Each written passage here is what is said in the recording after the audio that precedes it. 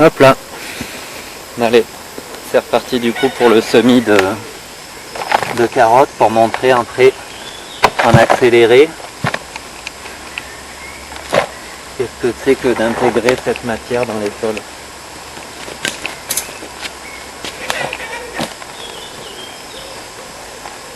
Donc là, le sol a été remué.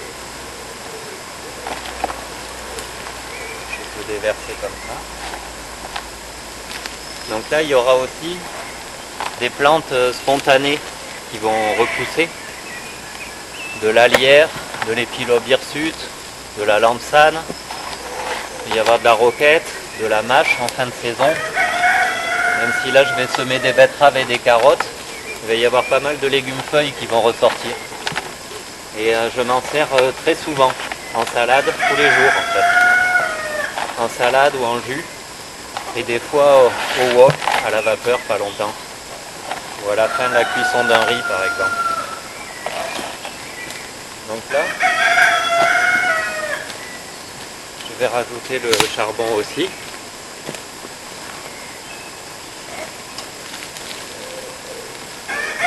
Et ça va être malaxé juste une fois. Je vais retirer les gros morceaux que je vais jeter dans l'allée.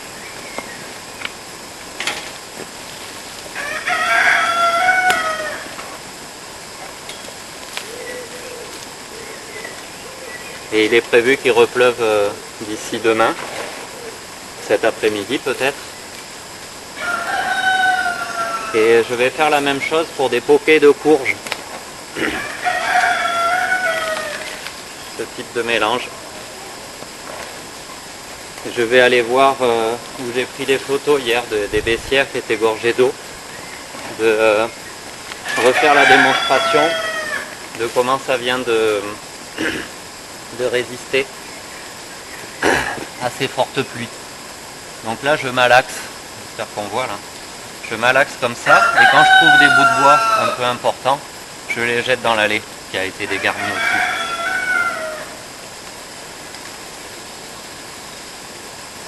Voilà, donc un peu de complexe argilo-humique plus foncé de surface a été intégré dans les fissures que ça a créées en bêchant. Et il y a du charbon qui est descendu, des charbons et des bouts de bois qui étaient déjà un peu inoculés. Et il y avait de l'argile un peu plus orange, un peu plus claire, qui était remontée d'en bas. Donc ça va pouvoir être remélangé, reassemblé. Voilà les beaux blocs de complexe argilo-humique. Ça sent le sol de forêt. Hein. Et c'est important de le maintenir avec du compost animal, de fumier animal. Hein. Donc fiente de poule ou même celui des toilettes sèches d'humains, là c'est ce qui vient d'être fait. Et bien ça entretient vraiment une flore bactérienne importante. Parce que dans un sol de forêt, sinon c'est la flore fongique qui prédomine, mycélienne. Et les légumes, ça aime quand même pouvoir mobiliser pas mal d'azote. Et il faut au moins que les symbioses ne soient pas en défaveur des légumes. Parce que là, il y a plein d'arbres autour qui sont branchés dessus. Et en gros, c'est une sorte de concentré qui se passe ici, là, dans des planches comme ça. Bon, ça commence à faire 60 mètres carrés, là, le coin. De très très fertile comme ça. Donc ensuite, il y a les phénomènes biochimiques et les phénomènes de résonance aussi électromagnétiques. Comme dans les fermentation alimentaire d'élixir. Il y a des phénomènes aussi d'alchimie qui sont liés à la fréquence du brasseur, on va dire, comme si c'était pour une autre fermentation.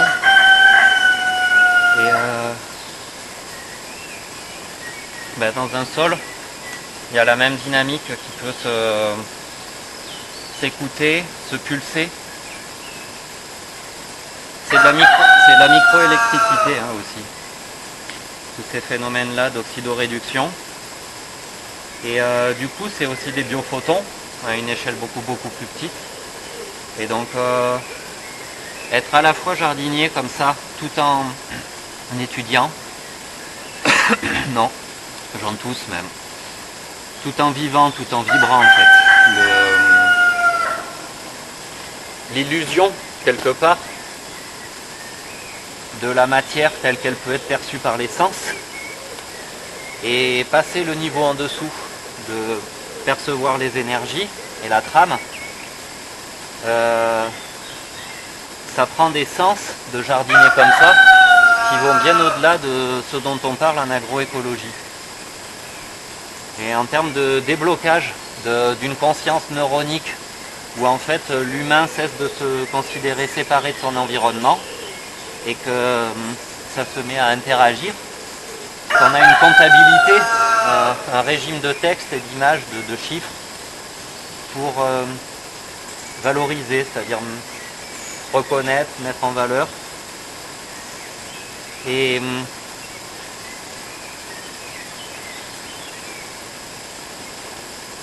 ça serait super important dans une charte des communs d'inscrire ce qui est fait par rapport à la fertilité et fécondité des milieux. La résilience à absorber des chocs, à convertir des épisodes difficiles par exemple en trésors, les graines dans des milieux secs ou des plantes qui n'aimeraient pas les milieux humides et qui sont soumis de façon temporaire et avec un environnement qui soutient beaucoup. Mais là on a une modification de l'ADN qui est notable. Et quand on fait de la variété population dans des endroits comme ici, comment voulons-nous mesurer la richesse de booster de créativité au niveau d'un ADN, d'une supramatrice.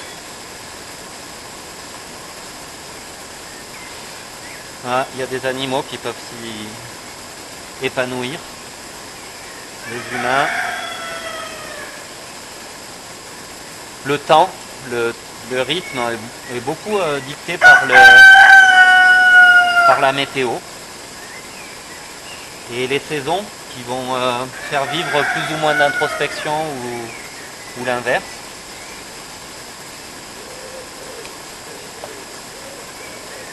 De socialisation peut-être, d'individuation et de socialisation. Pour moi ici ça a été beaucoup dans la solitude et puis du coup j'avais une sécurité, une liberté pour expérimenter des choses. Ça m'a permis de doubler le temps d'expérimentation. Au bout de 5 ans, s'il avait fallu que je rende des comptes à ce moment-là, c'était pas rentable, vraiment. Et ça aurait pu donner envie d'abandonner. Donc j'ai été soutenu, j'ai accepté ce soutien. Et les 5 années suivantes, du coup, jusqu'à maintenant, ça a été énormément de rectifications en cascade. De passage d'un système de compréhension à un autre. Et au début, je le voyais avec l'idée qu'ils allaient se remplacer, se succéder. Et puis petit à petit, l'auto-observation est devenue de plus en plus fine. Et je vois que toute cette diversité est simultanée. Elle passe comme des spirales, tournent sur elles-mêmes, deux hélices, et elles se croisent. Et comme nous existons à différents étages, les manifestations que ça va prendre en termes d'individuation, de socialisation, on va voir que c'est ça notre vie d'humain. Et après on peut différencier l'animal humain et l'humain avec 3 stades de développement de la pensée. Une pensée pré-rationnelle, une pensée rationnelle et une pensée transrationnelle. Et la psyché du coup de l'animal humain et la synchronisation avec son système nerveux central permettre des types de pensée ou non.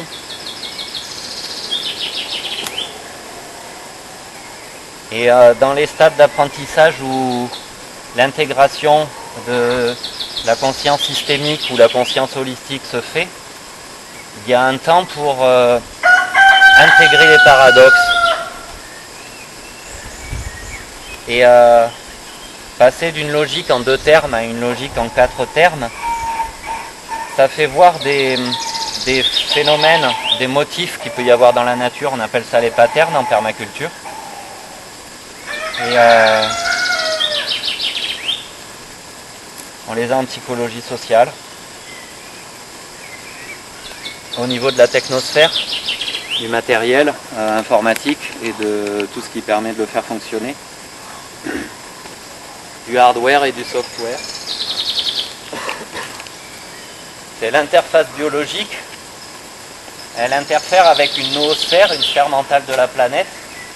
Et elle interfère aussi avec une technosphère que nous on a pris l'habitude de découvrir en utilisant des machines, des objets intelligents, avec une intelligence artificielle qui a été beaucoup développée sur la linguistique et puis le mimétisme de la nature depuis très très longtemps. Donc ça vaut le coup de regarder pour une culture générale des films ou des conférences écoutées sur l'histoire du design et le sens esthétique qui a pu revenir au cours du XXe siècle et ensuite le basculement vers usage et vers fonction. Et donc on a commencé à regarder quelles fonctions sont remplies par et dans la relation à un objet. Et ensuite, quelles ont été les pensées qui ont animé la sphère, la technosphère, vue comme un système technicien qui pourrait être autonome et se servir des données qu'il enregistre pour s'affranchir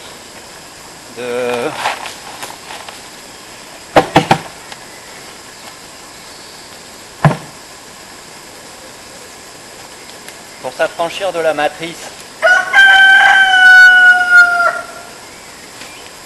Et en fait, c'est vrai qu'a priori on peut s'affranchir de la matrice, mais c'est mettre fin, cessation, à une trajectoire qui est offerte à chacun de conscientiser, autant que c'est soutenable. Et c'est fascinant en fait. Évidemment, il y a des moments de renoncement parfois et qui font grandir tellement. Donc merci d'être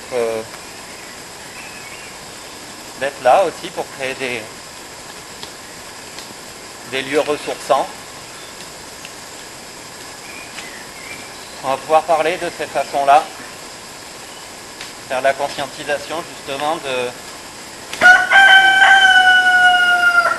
quels sont ces écosystèmes, y compris nous.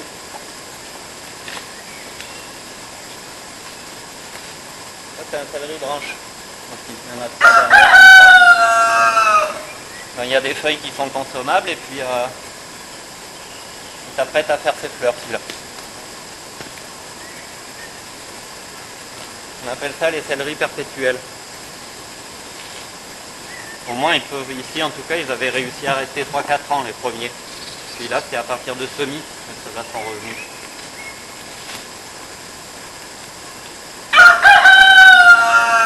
Ça serait même à se demander si c'est vraiment la peine de le remuer ce sol. Si c'était juste pour cultiver. Il n'y aurait pas besoin si c'était juste pour cultiver. Donc là c'est vraiment un amendement. C'est un travail minime. Mais pour pouvoir intégrer le charbon à 20-25 cm de profondeur avec de l'humus et que l'argile un peu plus claire qui est remontée, elle soit régénérée en humus. Et puis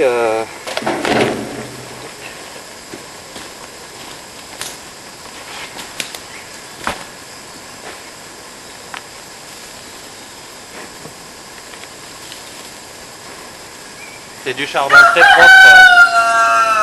au niveau de ce que les bois contenaient. C'est des déchets de scierie ou alors des coupes de taillis de bois mort. Beaucoup de pins, beaucoup de châtaigniers, pas traités. Et sur place, j'ai été un peu choqué les premières fois que j'étais à l'usine. Mais en fait, par rapport à la quantité qu'ils fabriquent, la déperdition des fumées, on dirait qu'elle est optimale, presque. Ça fume, hein, ça reste dégueulasse. Mais j'ai l'impression que par rapport à tout ce qu'ils ont réussi à convertir de matière organique sans le faire brûler, bah, ils sont vraiment très très bons. Donc voilà, je rends hommage. Il y en a pas mal hein, qui s'intéressent au biochar. Là j'ai une petite entreprise artisanale de 2 à 4 personnes qui fabrique du très bon charbon pour vos barbecues. Et puis les miettes de charbon pour les sols. Hop. Allez, je vais arrêter la vidéo et puis quand même reprendre, continuer le jardinage. À plus.